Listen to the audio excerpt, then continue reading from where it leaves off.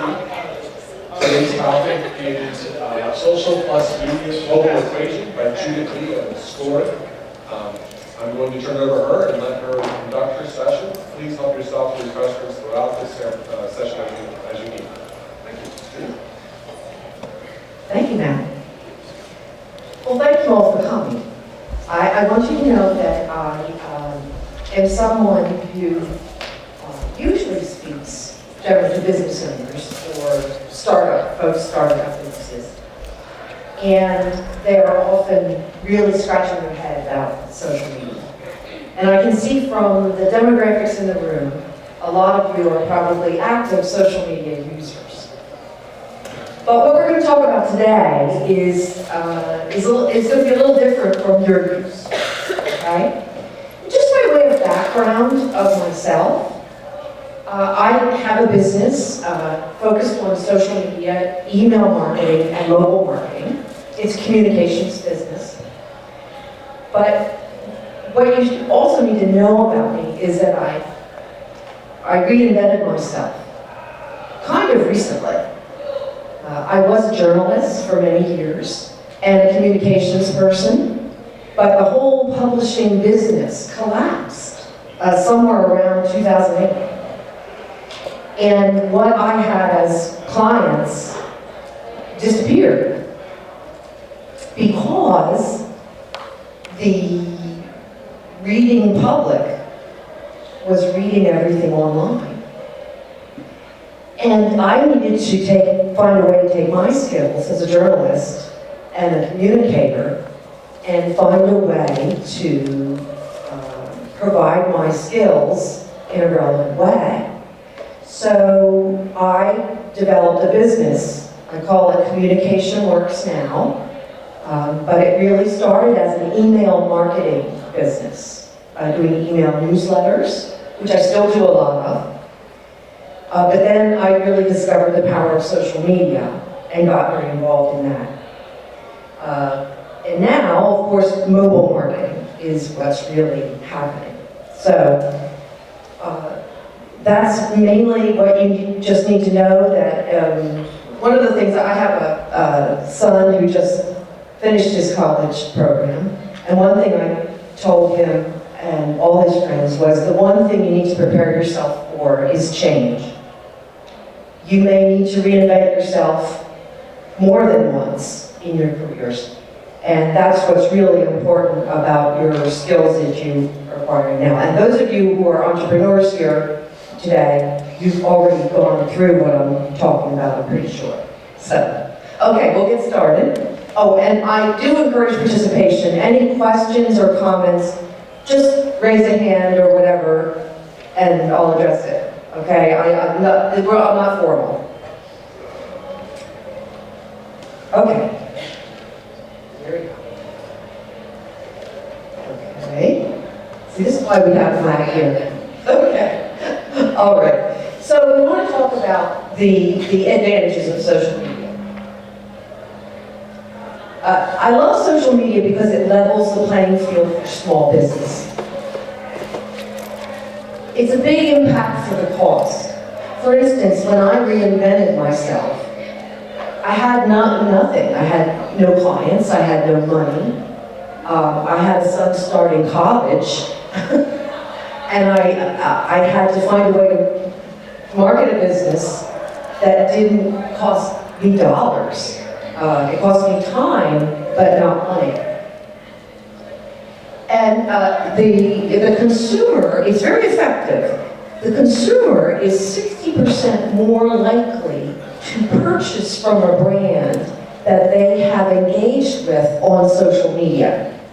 Now that doesn't necessarily mean they're doing the purchasing on social media, but social media affects their purchasing. And the other thing is, the sheer numbers in social media continue to be compelling. You cannot ignore them.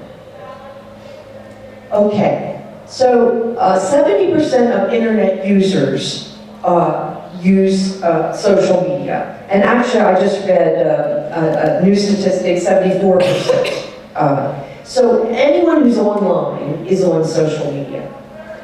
And it's across all age groups. You can see that. It's obviously younger users, there's more of them, but there's all the way up to the age of 89 up here. And actually some of the fastest growing demographics are older people. I just read yesterday that on the fastest growing demographic on Twitter is age 45 to 65. Okay, so this is just a little roadmap of what I'm going to go over today. First of all, we'll talk a little bit about how you might be using social media, especially any business owners, how they might be using social media. What, where, and why it matters. And how else you can be using it for business. Because that's all we're going to really focus on today, how you use it for business. And then mobile is tremendously important now. We're all carrying our smartphones around with us. In fact, I use my smartphone to find my way here today. So we're very, very connected to our smartphones, and this mobile technology actually accelerates the impact of social media. One more thing, and then also I'll go over what else mobile offers your business besides a social media connection. Okay, so let's talk about Facebook. Facebook is something that is an unbelievable phenomenon. 600 million people on the planet look at the Facebook page every day. Right? That's a lot of people. Okay? And actually, I think that number might be at this point low. We have 1 billion monthly users. Now that just means that in the course of a month, they will look at the Facebook page at least once. That's 1 billion people. And the Facebook now has a format that emphasizes photos. So you really have to always be thinking of graphics and photos with your Facebook posts. All right, let's just talk for a minute. Anyone here, particularly a business person, how are anyone here using Facebook to promote their business? Okay, well, we'll talk about how you do that. Okay, Facebook is best for doing things like promoting events. And yes, you should have events when you're in business. That's a great draw. This is a type of event. I often speak at events, and it's a great way to market. You need to be thinking about contests on Facebook that build engagement. All right, I'm organizing one right now for a client who is an optometrist. And he has a very big practice, but he has a Facebook page that he has about 450 followers, and he wants a lot more. So we're putting together a contest where he's going to make a donation to a local nonprofit group for every new like he gets in a certain period. And that's a way to get local people to come like your page and build your following. And the reason you want to build your following for business is so that a lot of people will see your posts. It's not really worth anything to be posting and not having anyone see it. People love to see a peek behind the scenes in a business. And you can use Facebook for that. They want to see the people in your business. And it's a way to introduce your team as human beings. So, the one message I want you to take with you about Facebook and business is Facebook is a way to humanize your brand. Okay? It's a way to be something other than a company or a corporation. People are interested in people, and the whole concept behind Facebook was for people to get to know each other. So that is actually how you use it for business. to humanize your brand, to be a person. So as much as possible, you want to post pictures of people in your company and clients if they are willing to be photographed and shown. And in general, you just want to be people. So I encourage my clients to, if they have a holiday party or they have a baby shower for someone, then put pictures up on Facebook like that. It doesn't just have to be all business. It shouldn't be. And it's also best to have a fan page. I don't know whether you folks are really aware, everyone's aware of the difference between a personal page and a fan page. To do a fan page, which is also like a business page, you have to have a personal page on Facebook. You don't have to use the personal page. I have clients who never use the personal page, but I had to set up a personal page for them before I could do a fan page. But the fan page is better because to use for your business because you can control the content more. So you know how on your personal page there's a whole feed that comes from other people. You can't control what they post. You don't want that on your business page. You want to be able to have a little more control over it. Okay, Twitter. The purpose for use Twitter for business is not to tell people where you are or what you're doing or anything like that. The use for Twitter for business is to send someone somewhere, okay? You want them to go to your website. You want them to go to your Facebook page. You want them to go to a good source for information. So for instance, I use Twitter a lot. I actually built my following in Twitter from 250 to, I currently have 17,000 followers on Twitter. Now I don't even know who these people are. I have no idea. But all I do is I tweet about social media. When I receive good information about how to use social media for your business, I send it back out. I give it away. And then I have a little hashtag on Twitter, hashtag social media. So all these people who are interested in learning more about social media found me through the hashtag, right? So that's really what you do with Twitter. It's really a place you share information with people by sending them somewhere. And you don't have to use it at all for personal use, and still it can be very useful for your business. So, it's the fastest growing social network in the world, 550 million active users. Yes? So, when you're saying you share information, it could be on any subject, not even subjects related to your business or your objective in your business. I would stick to your business and your objective in your business. It can change.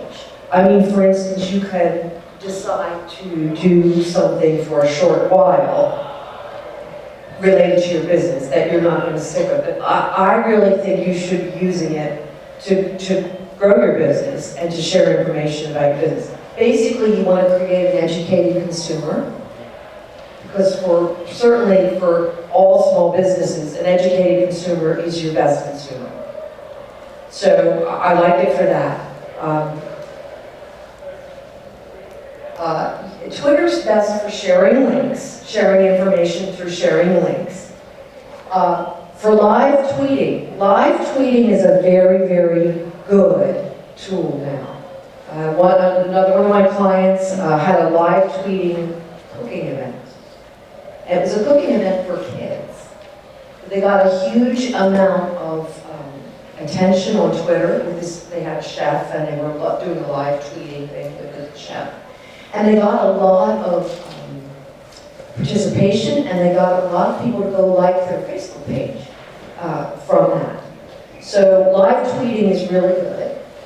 And you also use Twitter to build your presence as an expert. That's really all I've really done with it. But I've gained a lot of visibility through use of Twitter. And let's just take a moment to talk about that. There's always value in gaining visibility. It's really the basis of your marketing. But I feel that always you need to look bigger than you are. It's always a positive. And I'm like one person, so how am I going to look bigger? It's not that I really mislead people, but I have a presence that I can create through social media that I really couldn't do any other way. I couldn't afford it. You know, I go out and do live events like this, but there's only one of me and I can only do it so much. But social media allows you to do it a whole lot more. And I have followers on Twitter that they're tweeting in Arabic and Chinese. I don't know who they are. so that it's a really important point for business owners. Probably Twitter's the best tool for that. Does this cost you Yes, anything? Twitter's free. It's all free. I'll tell you if anything costs something, assume it's free if I tell you about it. Yes? What is live tweeting? Okay, what it means is you have an event. You have some kind of an event. And as the event is going on, you'll have several people there whose job is just to tweet about it. So it's still It's still very, well, of course now Twitter has photos and videos, and those are really popular. So you would have some, these same people who are tweeting, but also taking some pictures and sending pictures with their tweets. Visual, visual, visual. We live in a visual society. You got to be as visual as possible. But it's not expensive. I mean, you can have your friends or your family, or if you have employees, have them do it. So that's what we mean by live tweeting. Okay. Now, LinkedIn is a great, great favorite of mine, and it's particularly good for businesses like mine that is a business-to-business company. If you are selling to other businesses, LinkedIn is more important to you than Facebook, even though you should also be on Facebook. But LinkedIn is like a huge professional network. And it's a very professional environment, so you can present yourself as a professional, and there's not as much goofing around as there is on Facebook or Twitter, okay? So that's really better for a lot of businesses. 300 million users, a new user joins every 3.2 seconds. So it's very, very popular, and it's a great tool to connect with prospects and other professionals in your field. It's, I actually have a client who is a retinal specialist. So he came to me, he had a wonderful website, but he said, I don't know anything about social media, but I think I should be doing it. And I recommended for him LinkedIn, because he needs to connect, actually not with you folks, even though you might at some point be his patient. He needs to connect with optometrists and other ophthalmologists, because they refer to him. He's a specialist, so you always are coming through to him through another doctor. So we're using LinkedIn to connect with other doctors that don't already know him. All right, so that's an easy, simple way that you can use LinkedIn. Okay, so you use LinkedIn to display your credentials, your expertise. All right, so LinkedIn has a profile that you fill out. Once again, free. You want to go in first of all to LinkedIn and really complete that profile. And you've got to have a good picture. And I have to tell you, the minute you're in business, get yourself a good picture. And I mean, the minute you have a job, for heaven's sakes, maybe before, go and pay a professional to take your picture and create a LinkedIn account and look like a professional. All right? Don't use a goofy picture. Don't crop yourself out of a party picture and put it in. And don't not have a picture. I have to tell you, there are very important people who are on LinkedIn and they don't have a photo. Now, there might be a tiny percentage of people who are so important and perhaps maybe they're afraid of being kidnapped or something, okay? Well, if you have that problem, just don't do social media, okay? But for the vast majority of people, the reason we're on social media is to meet one another. Who wants to meet someone without knowing what they look like? And then, of course, you want to look like a professional. You know, just like today, I did not come in my sneakers and my jeans because I want to appear as a professional. All right? So you really need to think that through. And on LinkedIn, there's a lot of room for you to put in information about your education, your job experience, your skills, and you need to complete that very thoroughly. Because people look for you on LinkedIn. They search for people with your skills. I've had clients, I've had people hire me. I have 2 clients in California that I've never met face-to-face who found me on LinkedIn. Okay? So you really have to take it seriously because this is the way people really do connect. All right, so you also, along with being found, you find people on LinkedIn. All right, and that's what I was talking about with my retinal specialist, who's my client. You do an advanced search. What I have up there on the screen is an example of a search. All right, the top of your LinkedIn page, there's a search bar, and next to that bar is a little word, advanced. You click on that, and it allows you to specify who you're looking for. So for instance, if you're looking for a job, you're going to go in there and identify who is it that would be hiring you. What company are you looking for? You can do it by company, you can do it by title, job title, you can do it by keyword. And you can specify geography. So, for instance, if I were to search, if I wanted to find prospects, I would probably look for marketing directors of companies that are within about an hour of where I operate from. Because I'm usually not willing to drive more than an hour, really, to meet with prospects. So when I put that in, I don't know, I'm over 500, I have a lot of connections. When I put that in, I get thousands of connections come up, potential connections. Where do they come from? They are the connections of my connections. So all the people that already know me and know me on LinkedIn, which, you know, obviously I want to do business with them too, but then I am able to tap into all of their connections. And I can then go and connect with all of those folks through LinkedIn. And that's how I grow people's LinkedIn followings, and that's how I grow my own. All right, and you can go in there and you can start with just 75 connections, and you can grow it really fast. It's really helpful. If you have a business, you're going to post to LinkedIn, just like you would post to Facebook. And you want to have as many connections as possible because they'll see your posts.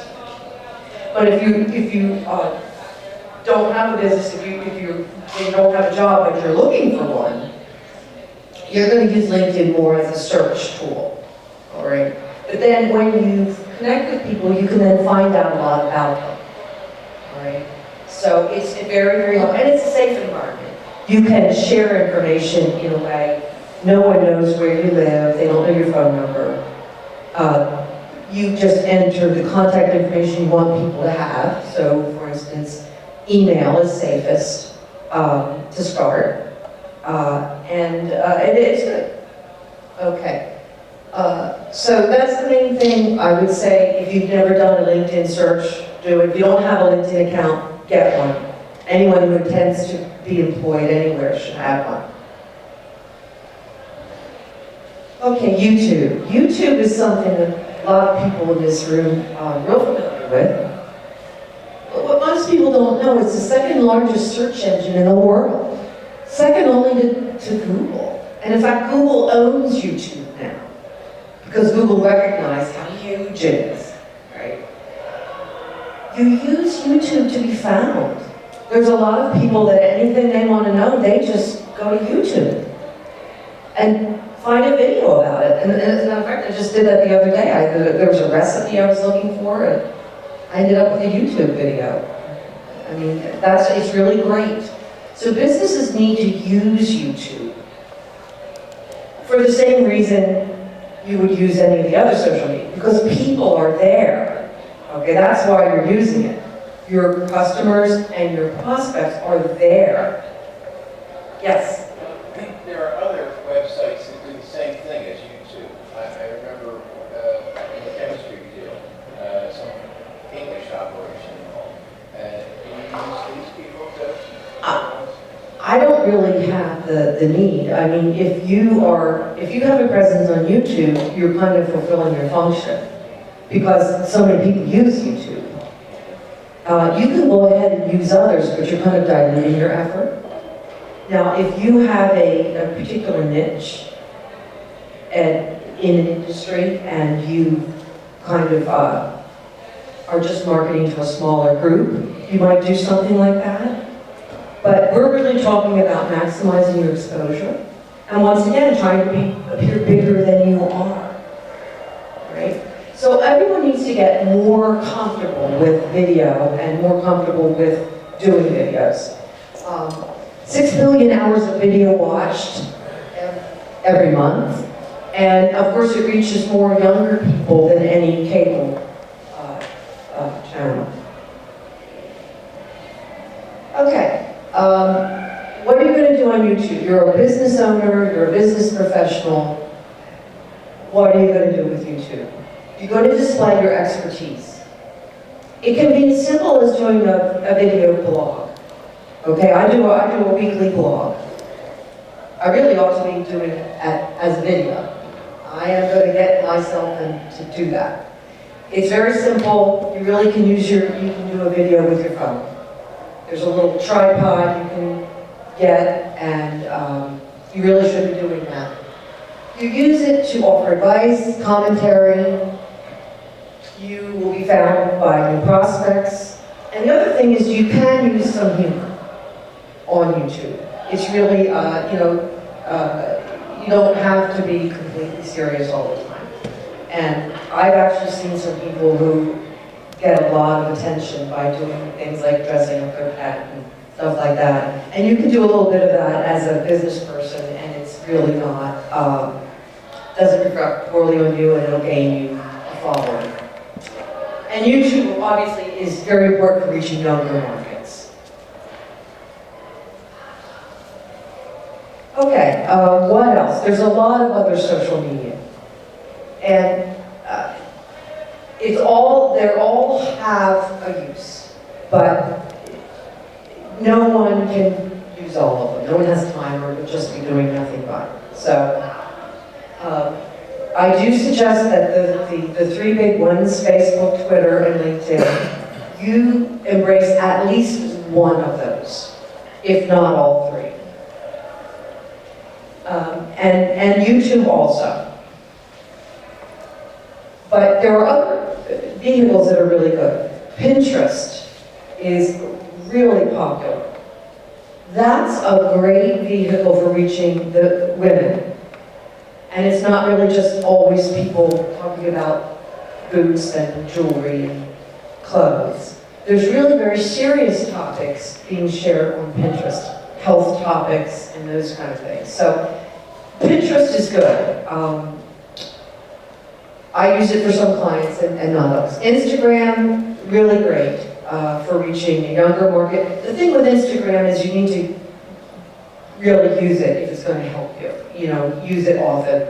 And It's obviously easier to use for businesses that have something, a physical product to depict.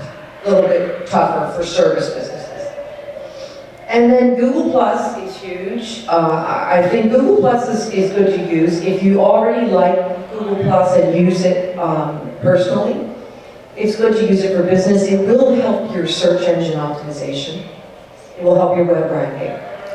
Google Plus, all of them will, all social media will. All social media will. But Google Plus will help you just a little more because it's Google. Okay, so what do we use social media for?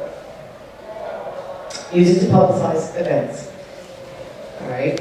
Events are really important to businesses. They bring in people. They bring people to you. Special offers. You let people know about your special offers. Your contests. Use contests to engage people and bring in new people. But to me, the most important part is the last one up there, education. Okay? I love to educate people through the use of social media. In the end, all of this together helps you build relationships. Basically, what you're doing with social media is you're making friends. People like to do business with people they like. And this is a way to be friends. And you know how to be friends. You take an interest in others. You care about them. You wish them a happy birthday. You make a joke, hopefully not at their expense. And you stay in touch. And that's what businesses need to do, you can do, with the use of social media. And you make friends with your customers. And that's why people would rather do business with brands that they have engaged with on social media. It's just human nature. Okay, so what does social media have to do with mobile? As I mentioned, 70% of social media users access their social media through their phone. Right? They're not looking at social media on their PC or their Mac. They're looking at it on their phone. So that's a different dynamic. All right, perspective on the mobile revolution, really. 60% of US adults have smartphones. I think that number's low. In some areas, it's going to be everybody. 58% check their smartphone at least once an hour. Okay, so that's a really big connection. 90% of mobile users keep their phones within reach 24/7. And 75% of smartphone users admit to taking to the bathroom with them. Which I do think is a little unnecessary, but it's what we do. So this is a really strong connection. So mobile is starting to get closer to a sales tool than social media is. Because 4 out of 5 smartphone users use their phone to shop. Okay, so now we're getting closer to the exchange of money. And that makes it very, very important to pay attention to. Okay, so here's the social and mobile equation.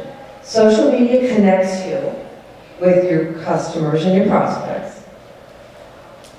Mobile strengthens that connection.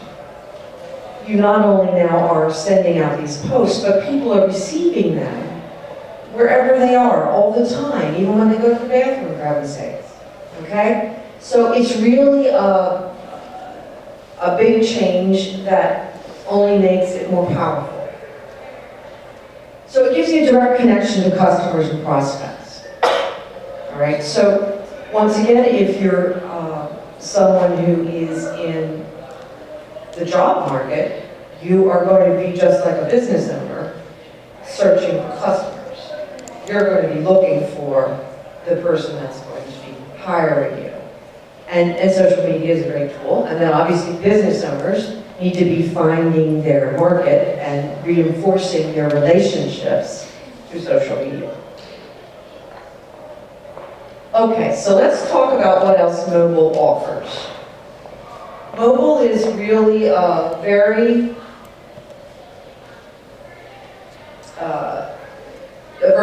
amazing thing. I mean, some of you might not, have the same perspective that I have, where we used to have gadgets for all different things. You had a calculator, you had a GPS, you had a computer, you had a phone, but now you just have one thing that does it all. And mobile technology can be very, very useful for business, and businesses need to embrace it, because once again, that's where people are. So, we've got email, internet search, QR codes, apps, and texting. And who knows what they're going to be doing next. So, texting. The average response time for an email is 90 minutes. And the average text message response is 90 seconds. All right? We have to pass laws to tell people not to text while driving, which is mind-blowing. It's unbelievable. Really? But what I'm saying is that it commands exceptional attention, texting. And there's something about it that's so compelling. And I know myself, when I get a text, I want to see the text, and I usually answer it right away. So I'm not driving. So we need to harness it in business. Yes. I have one question. I can't understand why people won't call rather than text. It seems to me that calling demands the person's immediate attention. Because you get, a lot of times you get people's voicemail. Because I find whenever, all the time when I call, it always takes more than one. The only people that pick up are the people that are like really close to me. I can count on. My husband will pick up if he can. My son will pick up if he can. A lot of people, especially in business, they're picking up. And they'll call you back. But texting, often people will respond right away. The other thing is then you also don't get hung up in a conversation. All right, so if you just want to get one little piece of information to someone, texting is the way to do it. So we'll talk about how right now. First of all, you need to start collecting customers' cell numbers. So businesses just a few years ago realized they needed to collect email addresses. Well, now they have the email addresses, but what they really need are the cell numbers. Okay, so you need to do that as a part of collecting your customer information. What will you do with that? Well, you're not going to be a pest. You're never going to be a pest, because texting it does command so much attention. Don't ever use it in a trivial way. You want to use it for important things, appointments, make appointments, remind people of appointments. All my healthcare providers text me, remind me of my appointments, but I don't mind that. I'm glad, because I can miss things, I can forget things. And if you send me a text, I won't. So really, it's great for that. It's great for instance, if you're meeting someone and you've got to make some kind of a change, text them if you can. Weather closures. Remember last winter, and we might have another one like that coming. Businesses, retail businesses, if you have the cell numbers of your loyal customers, you can text them and tell them you're going to be closed today because of the weather. That's really, really helpful to people. It's good for them to know that. Restaurants, very, very good. So you'll probably be asked for that information more and more by those kind of businesses. Also, special limited time offers. That's, people respond to that and they don't get angry as long as it's really a good offer, right? Don't, is it something that would move you? Okay, then go ahead and text about it. It's best for businesses like healthcare businesses, childcare businesses, specialty shops, restaurants. We should all be poised to use it, but many of us don't really have it as much of a need for it, texting, as these other businesses. Okay, email. Email might seem antiquated these days. It certainly seems slower, but email is really important for a couple of reasons. Everybody does email. I have a good friend who's 84. He checks his email every day. He sends emails. He's not so good on the texting, but email's really a good thing. And we now check our email on our smartphone, which means we're checking our email all day long. So email is another way for businesses to connect with their customers. You need to kind of optimize your email for the smartphone. So we used to send email newsletters that were sort of fancy, but we don't do that anymore because it's all viewed on the smartphone. So you've got 70% of smartphone users checking their email every day, 50%.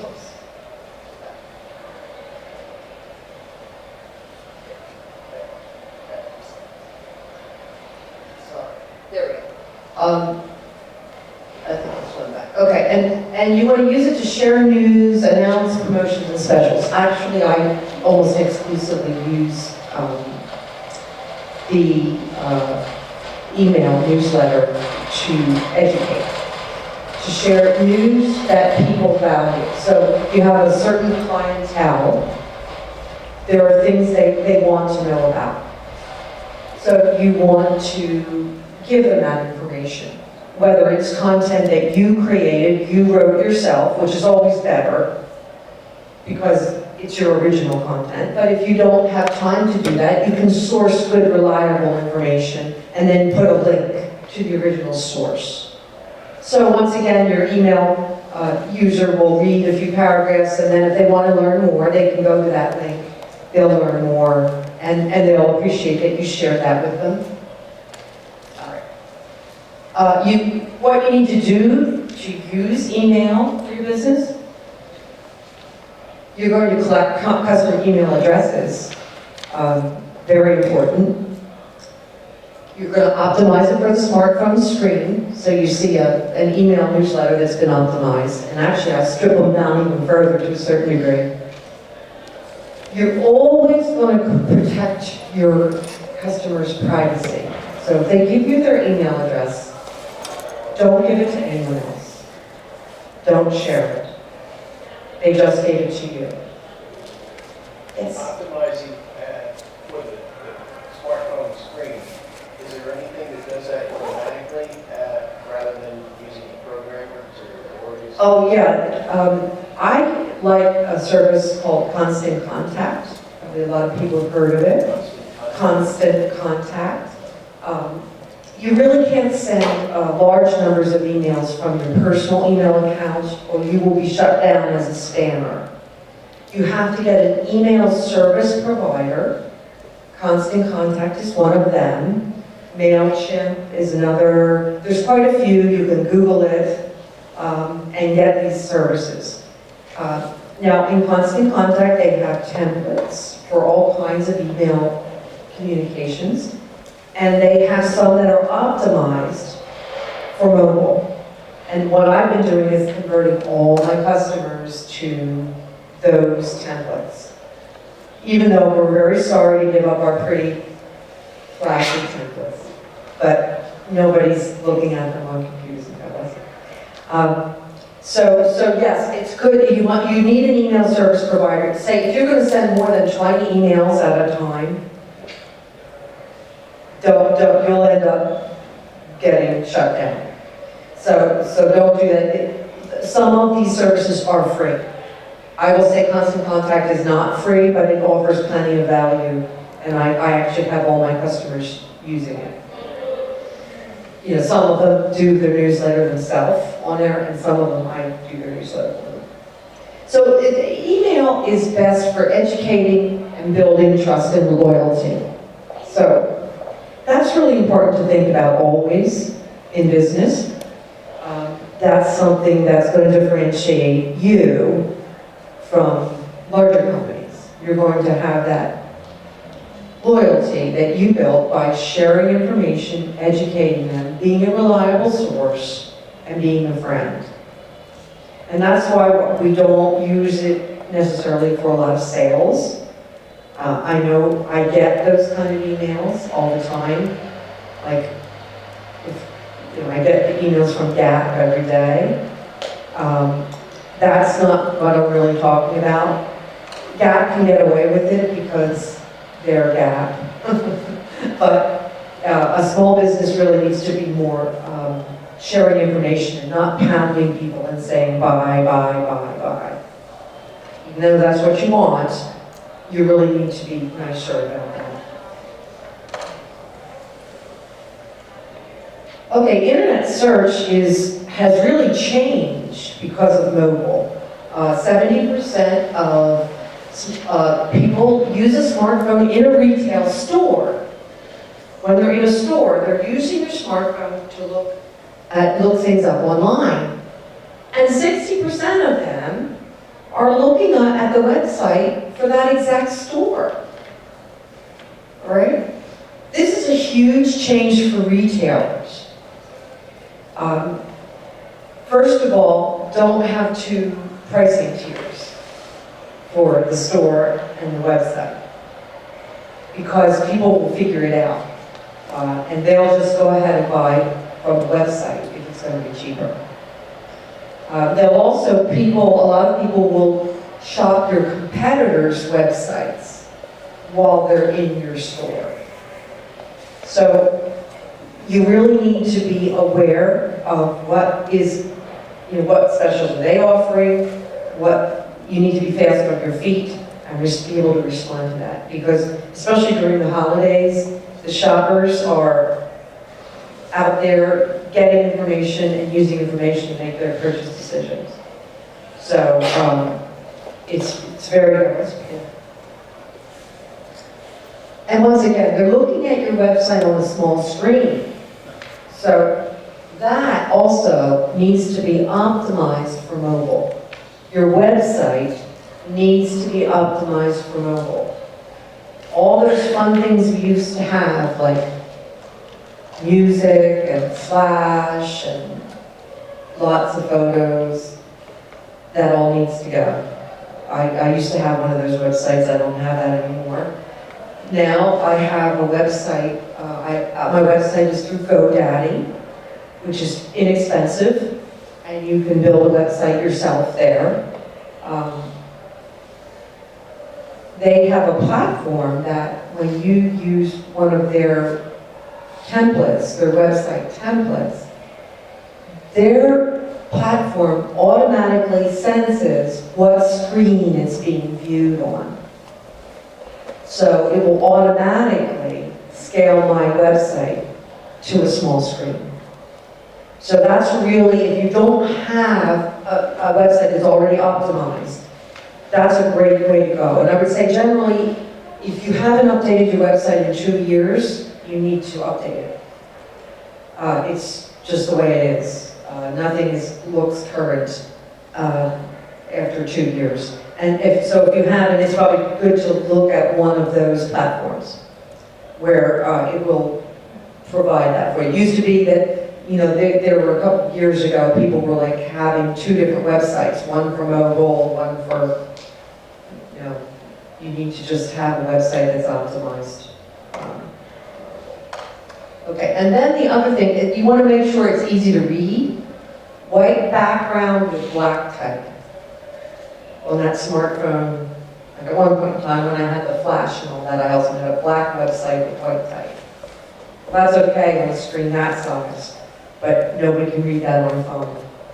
So you do that, and then you need to offer coupons. Mobile coupons are very popular. People love them. Of course, people always like having discounts, and then if you have a mobile coupon, you can't forget the coupons, because of course you're never going to forget your phone. So always think about mobile coupons. Yes? You started talking about optometrists. Mhm. You know, when you're 20 years old, you can see with that much light very well. When you're 60 years old, you need like a room full of light. And then when you're 90 years old, you need a world full of light. Is there anything that optimizes viewing on a smartphone for people that are older? Well, first of all, you know, you usually can go in and adjust your brightness setting internally in your phone. So if you don't know how to do that, you can usually do that in settings. I personally now always read. I read on my phone because I can adjust the brightness, and that's the advantage of a Kindle or something like that. Because I have the same problem. I have to have brightly lit screen.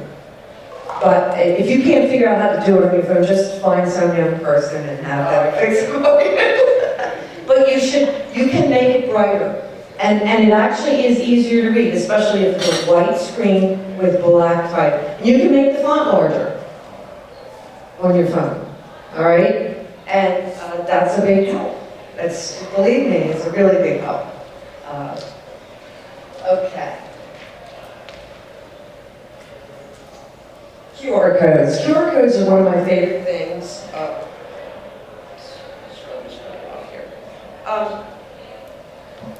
just going to redress myself. Actually, I'll just take it off now. QR codes are something that marketers love.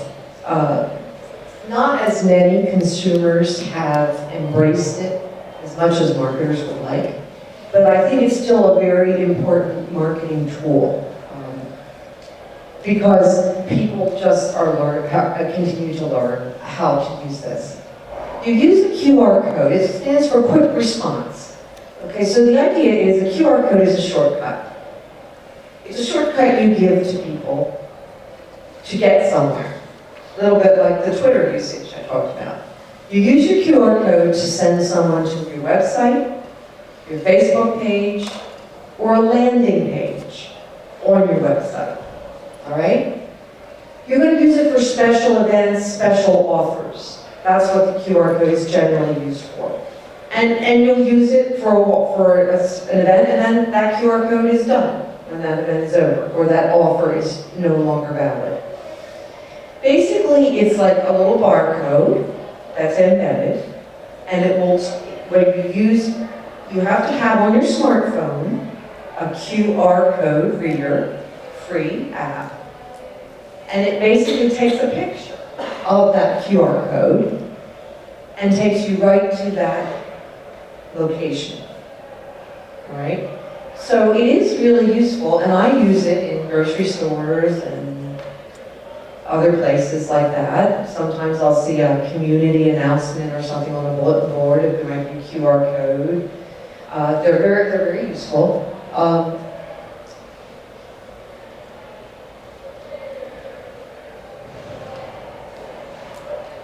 Sorry. Okay. So you can create your own QR code. They're free. They're easy to create.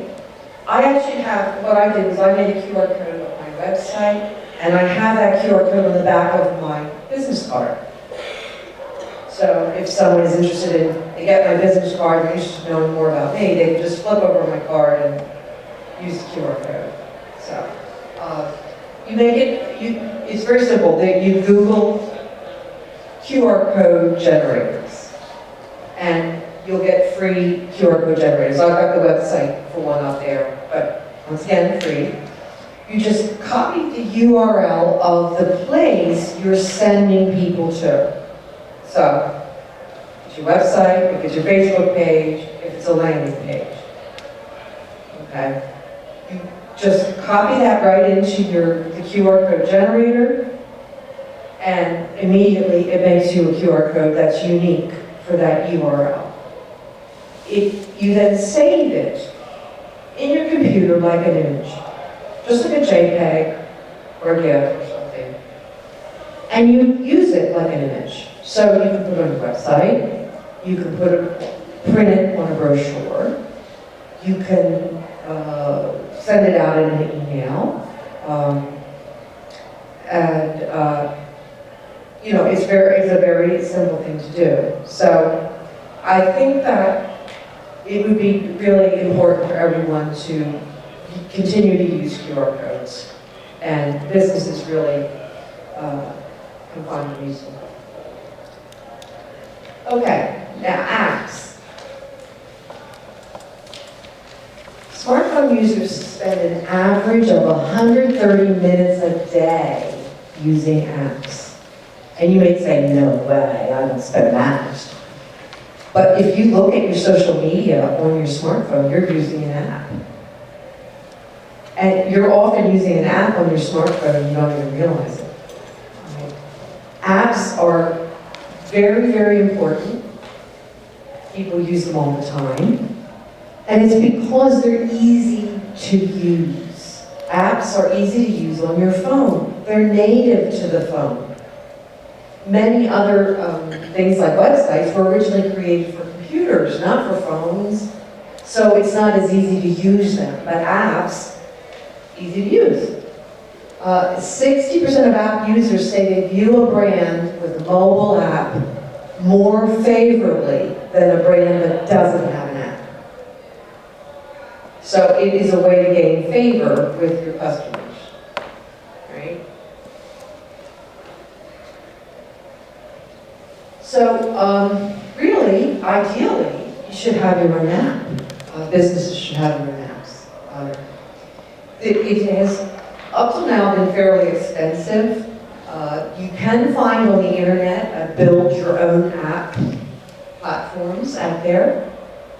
I would say you would need to be fairly technically savvy to make this work, because you may not have much functionality in your app, or it just might not work. It's really bad to look bad. And- I mean, I work for a company that Right. made really bad. Yeah, a bad app is a bad rap. I mean, excuse me, but It's better with no app. No app. But, so that I really don't recommend, but there are companies that now offer customized mobile apps. The first one I list there, Laser app, actually is based in Kennett Square. And it's probably $2,000 or $3,000, which is really, for a business, not that unaffordable. I think these prices will just come down. Actually, I was very much involved with having an app created for a Chamber of Commerce. There's a Chamber of Commerce in Kennett Square. This company that created Laser app created the app for the Chamber of Commerce. And so every member of the Chamber of Commerce, there's like 500 business members, every member has a page in the app. So you go into the app, consumers can search restaurants or business, services or lodging, and then each one has their own page, which has one-click dialing, hours, a little Google map, and then GPS directions to that physical business. All right, so you can band together to make an app. But it really is important to be in on it, because people like them, and they just keep using them more and more. All right. So, the bottom line, which is mobile delivers social media on a continuous basis and users interact more continuously. So once again, you have this conduit between you and your customer, your prospect. And it's very strong. And if you know how to use it, it's also not very expensive. It does take time to use, but there's ways to manage your time. I, for instance, do all my social media for the week at in a half an hour on a Sunday evening. I schedule all my social media to go out. Do you use Hootsuite or anything? I always use Hootsuite. Hootsuite's free. There are other ways, there are other services. It's a great thing, but it's really a very powerful way to be connecting, and it's not costly. It's also you can be responsive. Like, for instance, if there's something during the week that comes up, some news event I think is pertinent, you just jump in there and post something. But basically, most of what I'm posting is educational material that, really I can schedule it ahead of time. And Hootsuite is a great tool to do that. All right. So mobile also offers you these new opportunities that are powerful and they're only getting stronger. So, and there are other things that I haven't thought of that are going to be showing up on our phones.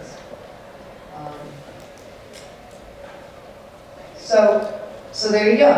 It connects you. Mobile strengthens the connection. And it's just direct connection that you can't ignore. All right? Okay. I'm just going to the next slide is my score slide. So I'm going to do the score thing, and then I would love to have questions or comments or anything like that. We have plenty of time, by the way.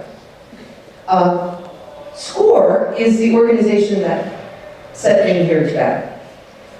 It is a really fascinating organization, and it's a very strong presence here in Chester County. All right. It used to stand for Senior Corps of Retired Executives. But in fact, about a third of the SCORE volunteers are people who are still in business or active professionals like myself.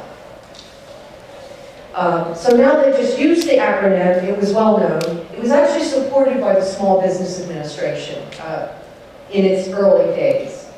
It's not government funded, don't get me wrong. It is an all volunteer organization. But it provides free services to businesses. So for instance, a startup business, you can get through SCORE just by going on the SCORE website. It's like SCORE Chester County, just Google it, SCORE Chester County, PA. You can go on the website and request a SCORE mentor. And that will be someone, a very, very experienced business person, who will meet with you once a week for as long as you like, at your convenience, give you advice, and point you toward resources. Like myself and others, if you need help, they'll certainly help you write a business plan. They'll help you write a marketing plan. They'll send you to people who know what they're doing in different areas. And the SCORE services are always free. So it's a tremendous resource. It's not just for startup businesses. Any business can have a SCORE mentor. And they will give this free. There are resources on the SCORE website, and they give these seminars. There's also small group workshops, like for instance, the SCORE mentors, they will sometimes reach out to me and say, I have 3 or 4 clients that need some hands-on help with social media. So then we'll set a date and time. We all meet at a library, that has a meeting room, and we'll sit, and I'll say 3 or 4 of them, and I'll sit with them for 2 hours, and we'll work on things, okay? Once again, free. So this is one of the best kept secrets. The Chester County SCORE chapter is one of the largest in the United States. We have 70 or 80 SCORE volunteers, and it's considered one of the best. So it's a really great resource for business people and for anyone who wants to get into business. Okay, that's my SCORE thing. I would love to hear from any of you. Any questions? Comments? Yes? I love Wikipedia because I'm always on it checking something new out. And I know that there's a lot of other websites that are out there that duplicate that to some degree in niche areas. I was wondering, how would you find those since you're,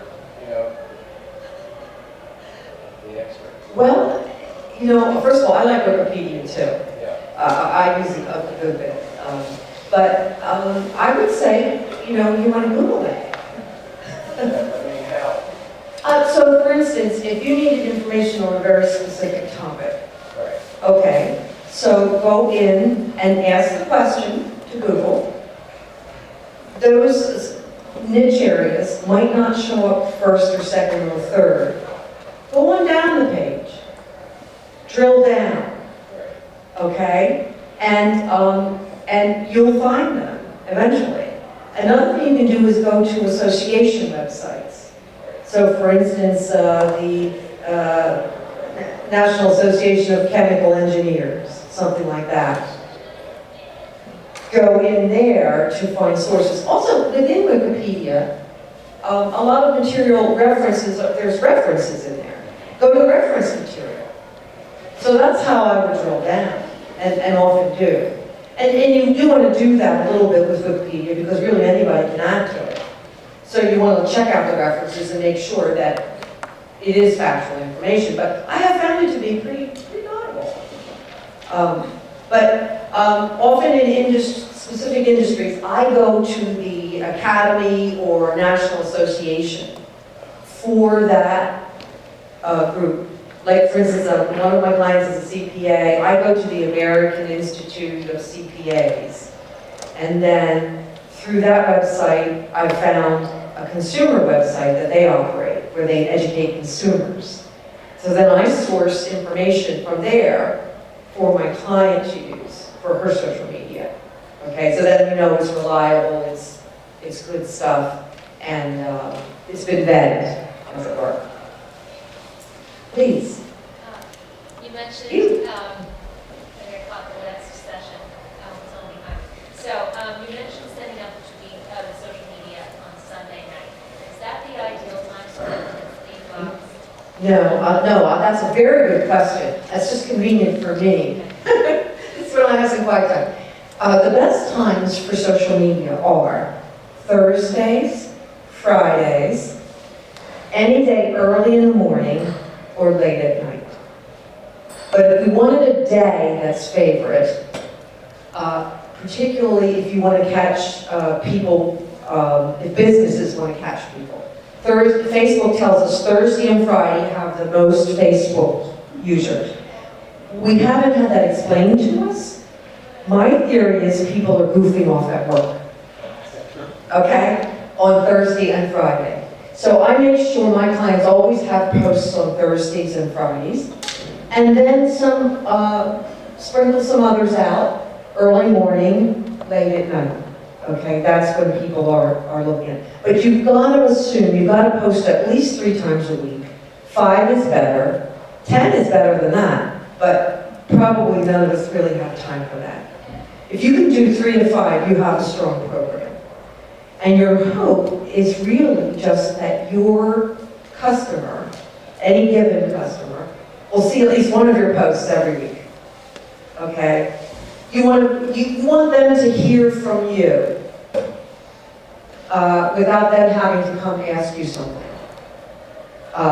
So that was a very good question. At one point in time, we really didn't know. but Facebook released that in the last 6 months. Thursdays and Fridays. I do it in the afternoon on Thursdays and Fridays, that's what I say. So what I do is, I'm saying is you schedule it at your convenience. The Hootsuite platform lets you pick the day and the time. So I go in and I say, okay, this one's going to go on Tuesday at 9 p.m. This one's going to go Thursday at 2 p.m. This is going to go Friday at 3 p.m. And then, you know, any others that I have. And then Hootsuite also has a publisher feature. It looks like a little pencil that you click on, and it'll show all your scheduled social media. So sometimes I'll say, when did I schedule that for? You know, I really would rather, if I have something else I want to post during the week, I'll say, did I, you know, do I already have something going out at that time? I can go in and review it, and I can change what's in there if it hasn't done. You can also schedule your posts on Facebook, right on Facebook, okay? And let me just tell you how to do that. It's very simple. It just changed. And yes, Facebook changes things all the time, so I'm always having to learn new things. But when you go to the box, the compose box on Facebook, after you put in your post, and of course your photo or video, the little box, they click on to say post. Now when you hit that, it doesn't go to post. You get a drop down, and one of the choices is schedule this. If you click on that, once again, you can pick the day and the time. You can schedule it way ahead. So, for instance, I have clients that go to business conferences. They know when they are. They know when they are in 2015. So what we do is, and we want to tell people to go look them up, see their booth. Even if they don't have their booth number yet, we just go ahead and schedule some posts all the way out there so we don't forget. And it's as simple as that. And then Facebook also, in the activity page, you can look at what you've scheduled. So you can revise it, delete it, change it around. I use that for clients that are just using Facebook and not others. I just use Facebook schedule. And for clients that are using several social media, I use Hootsuite. So, anybody else? Yes, please. Thank you, this has been very informative. Do you Hope so. or someone else do a version of this for nonprofit organizations who would be using social, I mean, I know you can adapt, but who would be using social media primarily? I would be happy, I'm sure that SCORE would be happy to schedule something for you, someone like me. I would be giving virtually the same, I mean, it's really, to a large degree, I think businesses should take a lot of the same approach that nonprofits take. I don't see it as a big difference. I mean, especially with the fact that social media is really not sales, it's marketing. And marketing is the same no matter what your organization is. But I would say definitely I could do it. SCORE would help you out. SCORE does do seminars for nonprofits. The Speakers Bureau is Vic Goldberg. So you can go through the website. You can email me. I'll be happy to give my card afterwards. Yes? What is Glassdoor? I mean, really, what are they, Glassdoor? I don't know. You mean that, Glassdoor. Do any of you ever use it? Go ahead, I'm sorry. Oh, I was going to answer it for you. Please. Isn't that the site that companies, people that work for companies post on? Well, they do that, but it seems like they do an awful lot more. I was just wondering where they fit into the thing. Because they're pretty important sources of information. Oh, well, what kind of information? Well, information on companies. People that have worked with those companies on Oh, I'll look that up. That they pay, Ooh. things like that. Woo-hoo.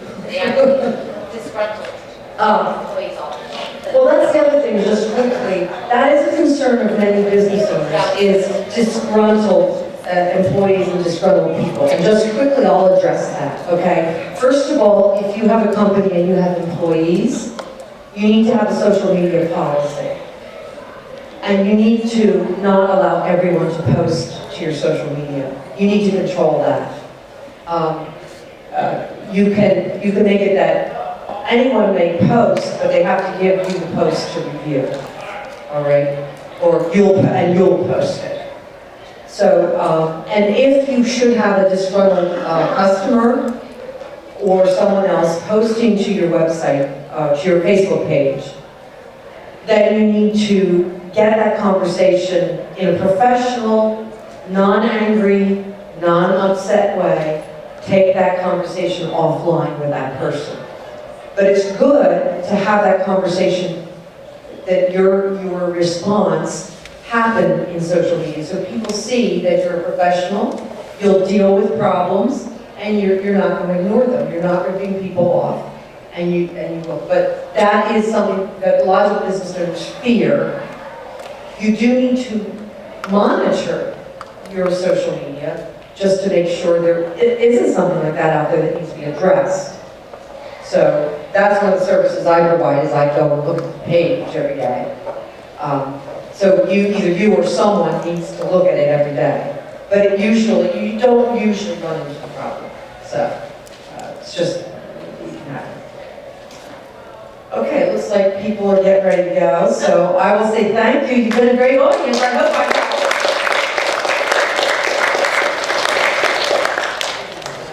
just want to thank you for giving you a gift. That seems the problem. And before you go, if I could, since she mentioned how important photos were, I want to let you, all the business school students, aware of an opportunity to get a free executive headshot. Oh my God. Compliments in the Go dean's get it. office. Get it. You have to go to this website.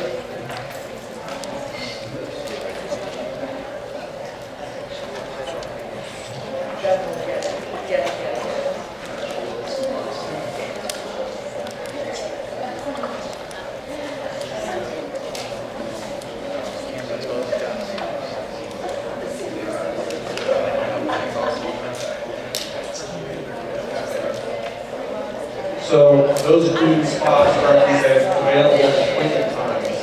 If you want to get a headshot as a College of Business and Public Affairs student or faculty member, you can reserve one of those slots and show up at the appropriate room. I think it's the Gold Center, 106, room 106. These cost roughly $200 to $500 to get once you graduate, so here's your chance to get one nice. Right, Pat? That's the man right there.